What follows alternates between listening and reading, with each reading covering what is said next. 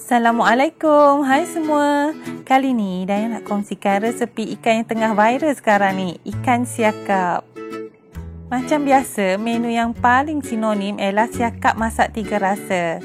Jangan risau, modal yang Dayang gunakan cuma RM20 ke bawah je, tak sampai beribu-ribu pun. Jom kita tengok resepi.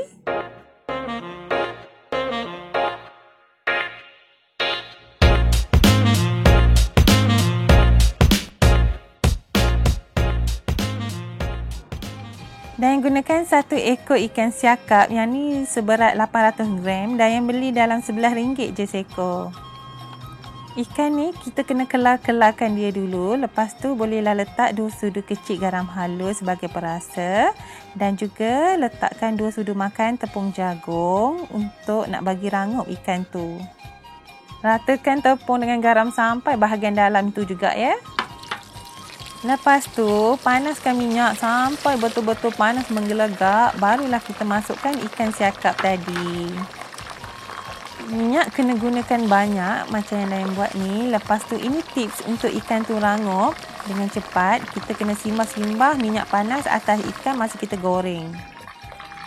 Bila nampak warna ikan yang dari putih tadi dah bertukar macam sedikit keterangan macam ni, ikan pun dah terapung sikit, kita boleh terbalikkan dia. Maksudnya di bawah tu dah masak dan juga garing.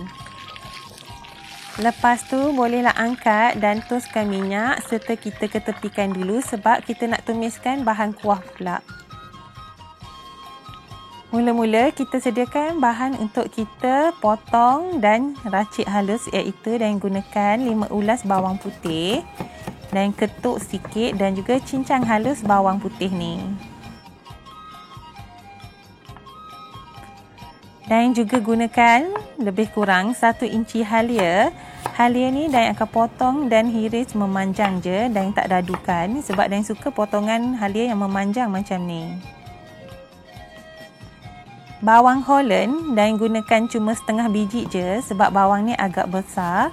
Tapi kalau suka bawang Holland lebih boleh gunakan sebiji terus atau kalau bawang tu kecil pun boleh guna sebiji. Untuk cili padi Dayang gunakan 10 biji. Yang ni untuk tahap kepedasan 6/10. Dayang campurkan cili padi hijau dan juga merah untuk warna yang cantik. Lepas tu Dayang gunakan juga setengah batang lobak merah. Dayang juga akan potong dadu lobak merah ni. Okey, sahabat boleh tengok cara untuk Dayang potong dadu macam ni.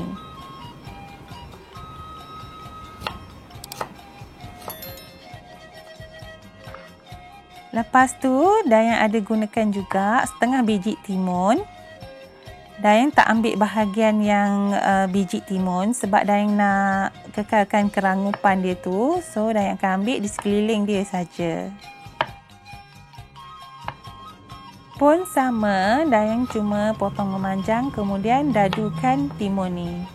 Sayur semua Dayang akan potong dadu supaya nampak sekata dan lebih cantik bila kita nak serve nanti.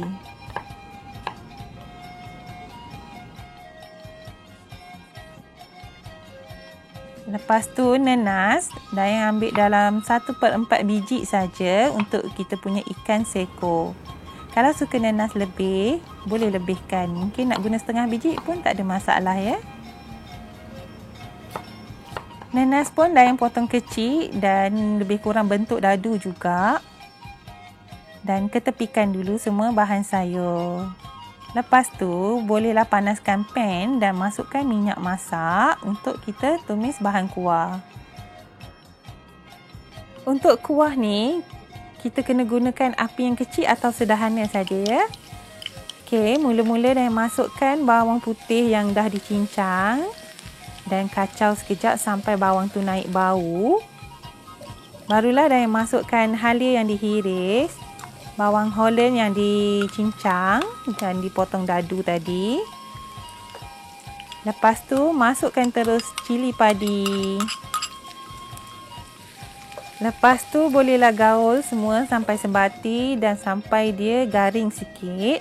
Barulah boleh dimasukkan 2 sudu makan cili kisar ataupun cili boh. Masa masukkan cili, terus kecilkan api sebab kita nak cili tu masak perlahan-lahan. Tak nak dia masak terkejut, nanti dia cepat hangit.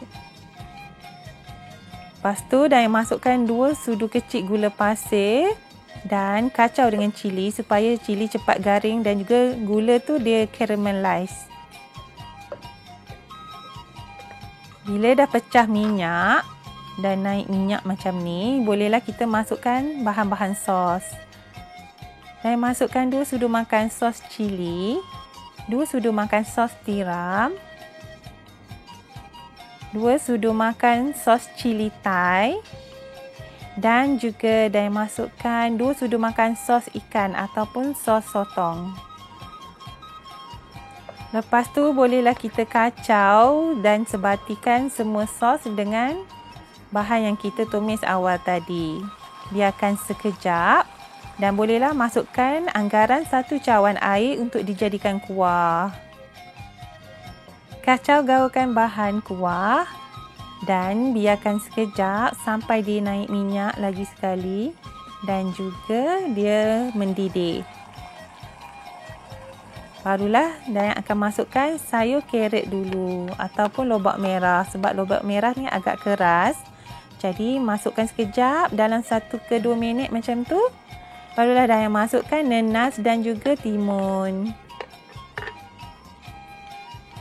Lepas tu Dayang gaul dan kacaukan semua. Biar disebati lagi sekali. Kacau-kacau rata. Barulah Dayang masukkan garam halus. Tak banyak, dalam 1 sudu kecil je sebab sos tiram dan sos ikan tadi dah ada rasa masin.